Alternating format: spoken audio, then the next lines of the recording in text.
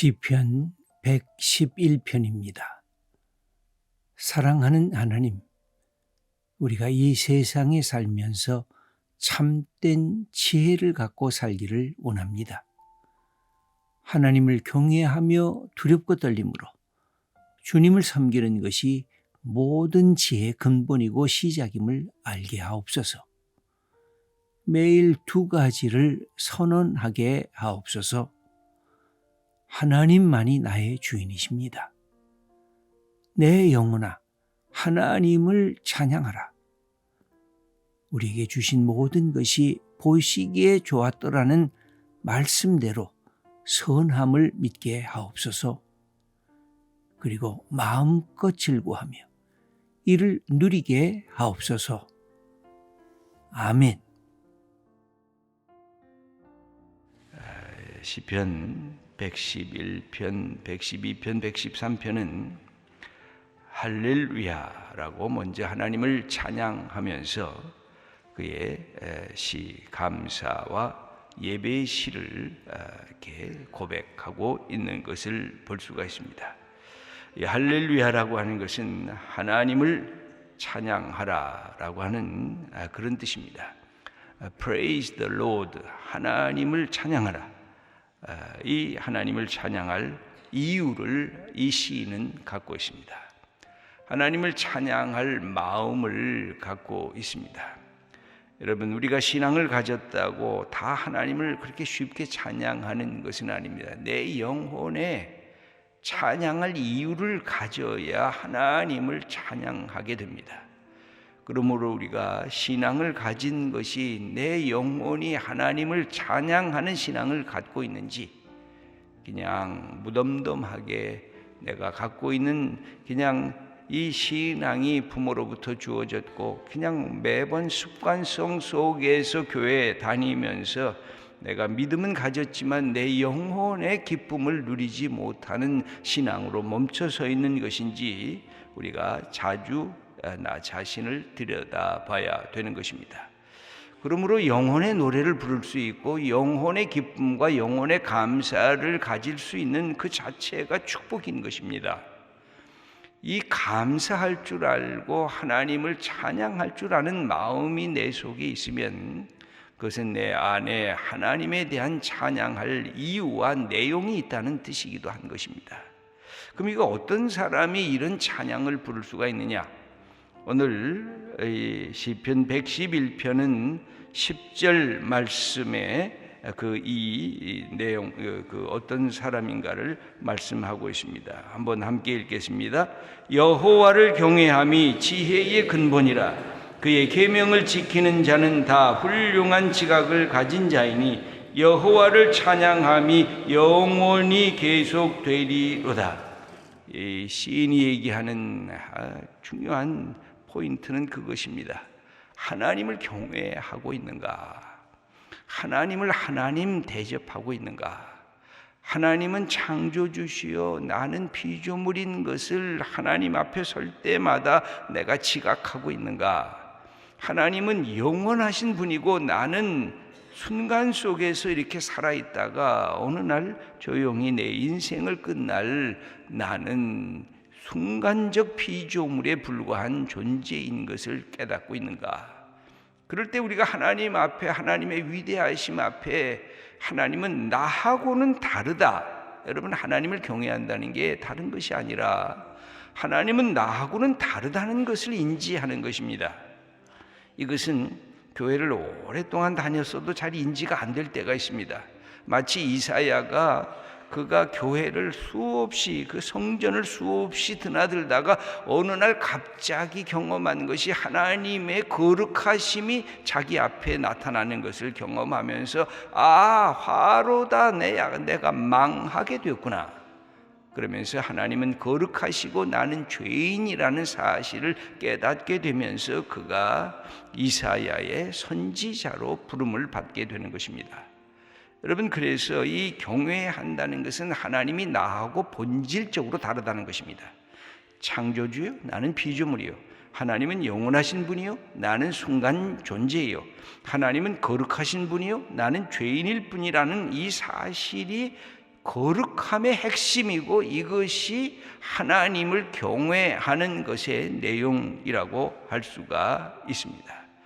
그러므로 하나님이 나와 다르다는 이 사실을 알게 되면서 하나님이 위대하신 것을 깨닫게 되고 그 위대하신 하나님이 나를 사랑하신다는 사실을 알게 되면서 신앙이 내 속에 감사가 되고 신앙이 내 속에 기쁨이 되고 신앙이 내 속에 놀람이 되고 경이로움이 되고 내 속에 찬탄이 되고 아하 하는 하나님 앞에 내 인생에 주신 이 모든 것이 하나님의 선물이구나 하는 이 사실을 깨닫게 되는 게 이게 신앙이 갖고 있는 것의 축복입니다.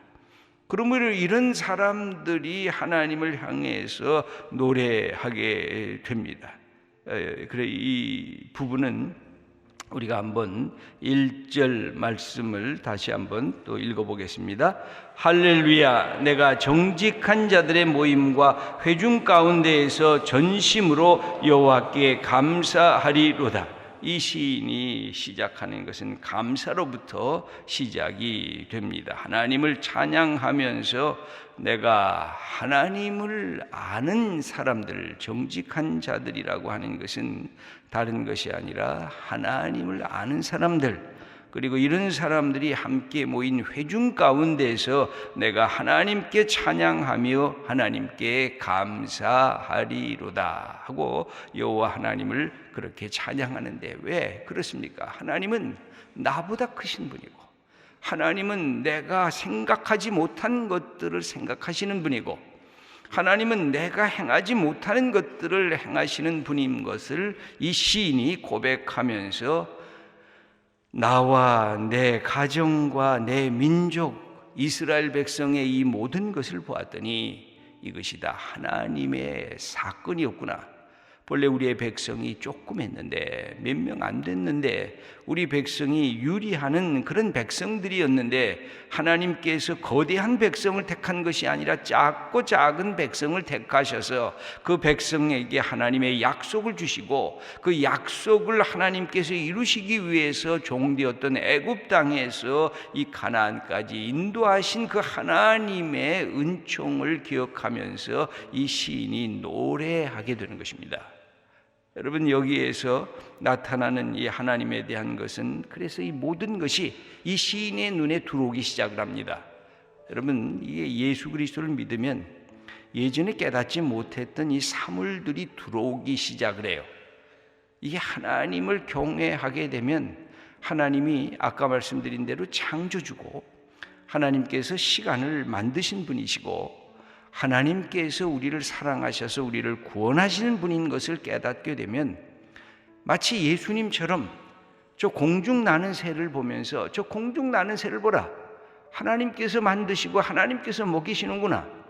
저 아침에 떠오르는 태양을 봐라, 저 속에서 하나님의 창조의 솜씨가 빛나고 있구나. 이것이 그 하나님을 경외하는 사람들에게 들어오기 시작하는 것입니다. 내가 어저께 밤에 자고 아침에 일어나게 되면 하나님께서 어젯밤도 나에게 쉼을 주셨구나. 이 아침에 새 생명을 주는구나. 이 모든 것들이 새롭게 내게 다가오면서 깨닫게 되는 것은 하나님을 경외하는 마음을 가지면서 이 모든 내가 만지고 경험하고 느끼는 이 삶의 모든 세계들이 하나님이 그 속에 관여하셨구나 하는 그 사실을 보고 느끼고 경험하면서 고백하게 되는 것입니다. 그러므로 하나님께서 이 주신 이 경외하는 마음을 갖게 되니까 여기에 그 2절 말씀을 읽어보겠습니다. 여호와께서 행하시는 일들이 크시오니 이를 질구하는 자들이 다 기리는도다. 하나님의 행하신 일들이 내 눈에 들어오는 겁니다. 우리의 조상들을 통해서 이렇게 하나님이 이끄셨구나. 하나님이 이것에 기뻐하는 사람들에게 이 생각하게 한다는 것, 이 기린다는 것은 생각이 되게 된다는 것입니다. 생각합니다. 우리 기독교 종교는 믿음의 이 종교이지만 생각하는 종교입니다.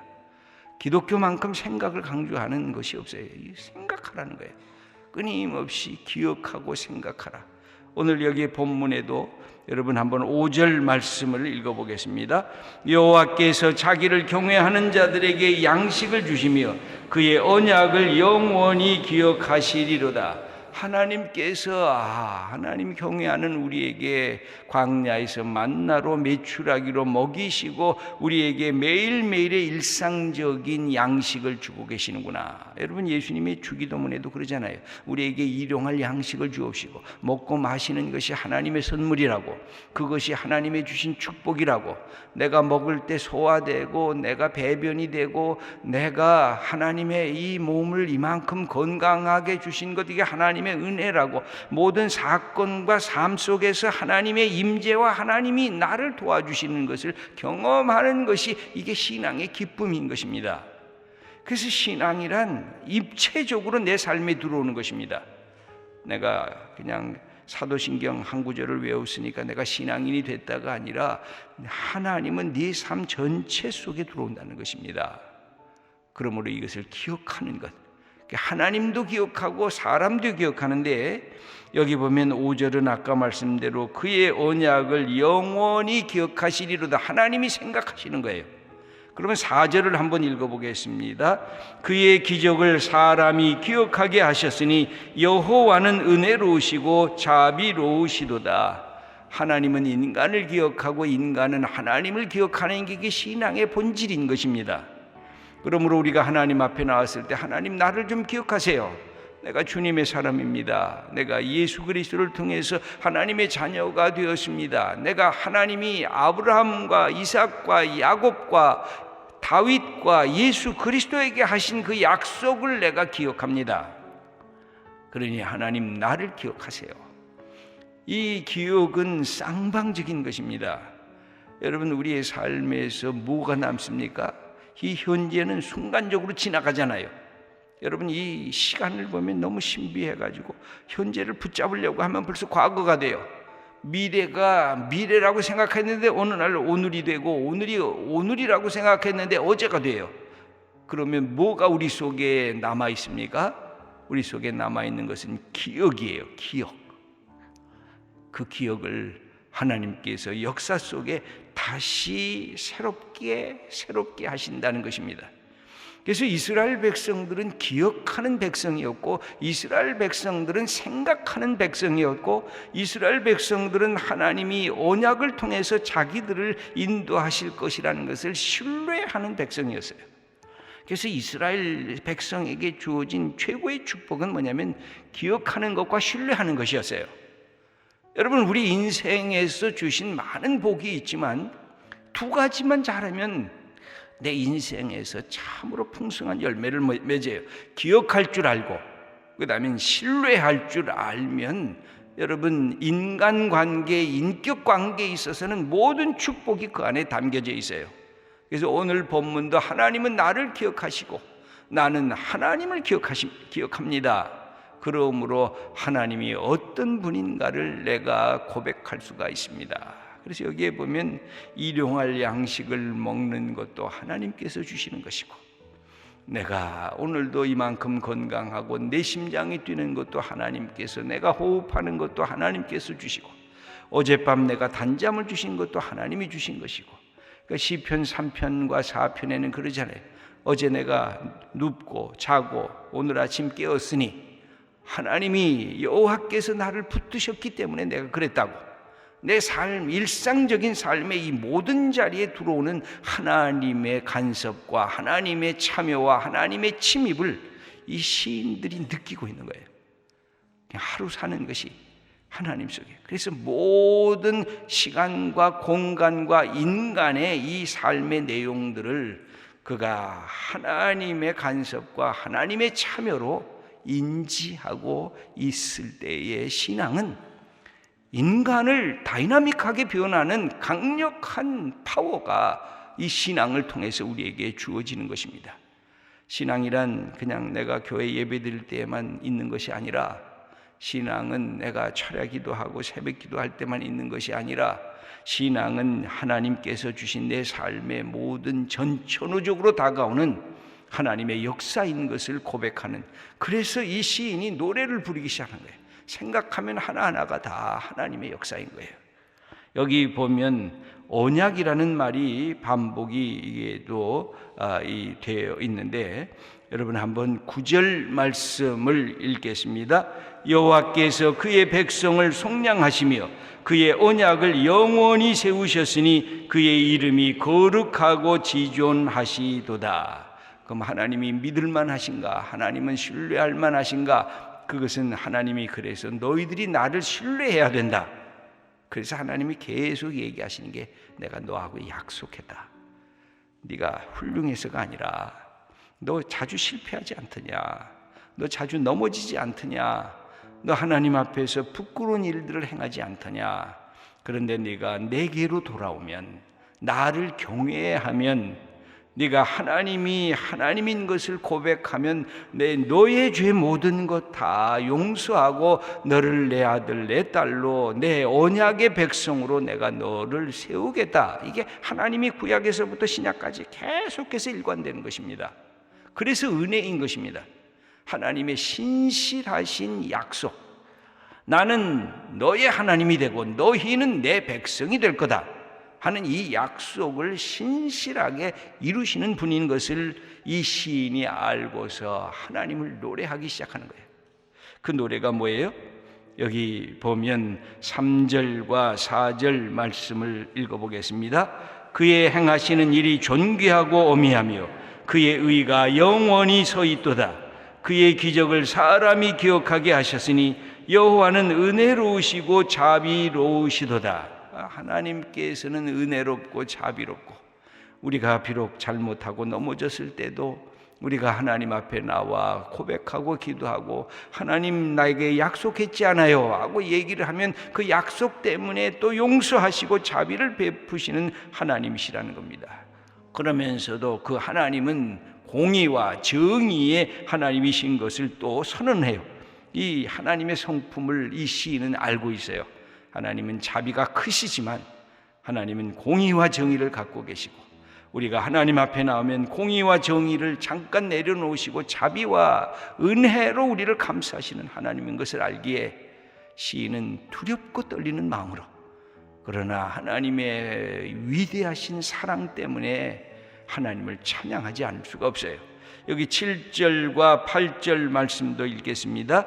그의 손이 하는 일은 진실과 정의이며 그의 법도는 다 확실하니 영원 무궁토록 정하신 바요 진실과 정의로 행하신 바로다.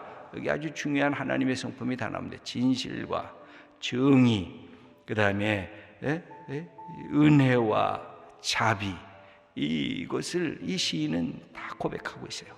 그러면서도 더 놀라운 것은 하나님의 언약 때문에, 하나님이 공의롭고 정의로우시지만 그러나 하나님께서 우리를 다시 용서하시고 우리를 다시 회복시키시는 그 하나님을 생각하면 내 영혼이 노래하지 않을 수가 없다는 것입니다.